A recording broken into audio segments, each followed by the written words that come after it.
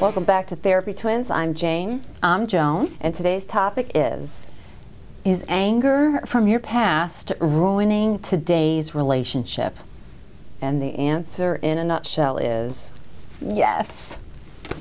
Why is that, Jane? Well, two people from two perfect backgrounds, two perfect family backgrounds come together and actually expected that the genetic composition is the same, and it isn't.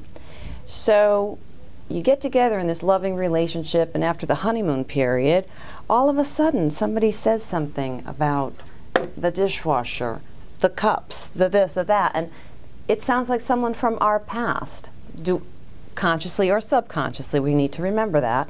And then we start fighting. So when we begin fighting, one of us will always become the victim, the martyr, the person who is way up here, does nothing wrong, holier than thou. One becomes the aggressor. I hate that, but yes, one becomes the aggressor, and we actually believe that the other person is being really, really mean. We don't even know that each of us is bringing our memories from the past because that person is reminding us of somebody from our past that we're either angry with or we've been a victim with. So when we're dating, I could load the dishwasher any way I want. I do it correctly every time, and so does he. But when we're married or in a long-term relationship, it then becomes a problem. So if you start recognizing that you're always in a victimized role, you're always right, you can't do anything right, you can't make your partner happy, which isn't your job, then come and seek therapy, and we will teach you how to go to the balcony or the porch or the deck. And let me explain what that means. The fighting is always about similar themes, all different arguments, similar themes. In therapy, you can help that person, both those people, recognize what is that theme.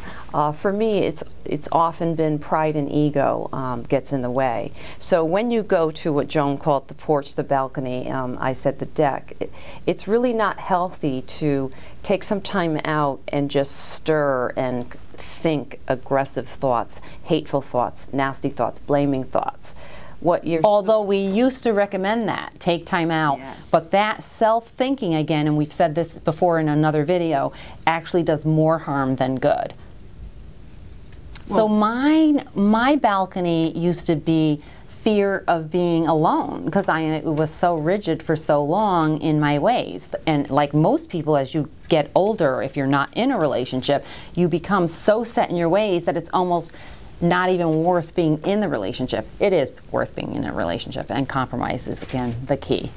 Compromise and tolerance. Mm-hmm.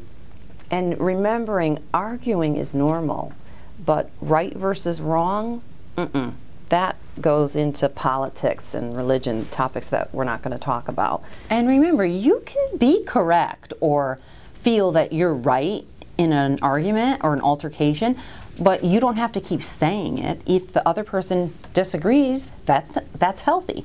Articles or studies show that people who argue a little bit actually stay together longer. So what else can we do about it? We mentioned self-reflecting. What is it about me that trigger was pushed? There's other things we can do about that. Like what? I forgot. Really, prompt me. Cleaning out your closet, cleaning out the pantry, unpacking the baggage. Remember, we bring this baggage to a relationship. Let's unpack it. Let's clean these things out. And how do you suggest we do that? Don't say letting go. Is that what you mean, letting go? First, most difficult, recognizing it. Do you know how long it took me to recognize that it was my pride and ego?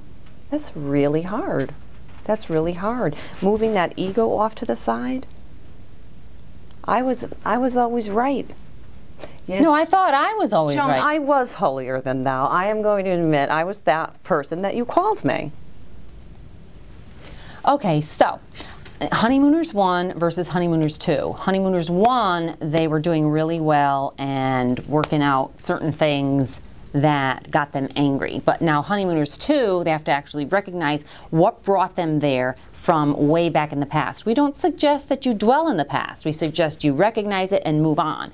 You can always have, you can't keep, You can't keep trashing out and rehashing the past. You can if you'd like to, but that leads to an unhealthy relationship. Not only an unhealthy relationship, if you're living in the past, you can't live in the moment. Right. So what our basic point is, we have to live in the moment. Please feel free to come. Wait 1 second. What? As Ralphie May says, would you like to be right or happy?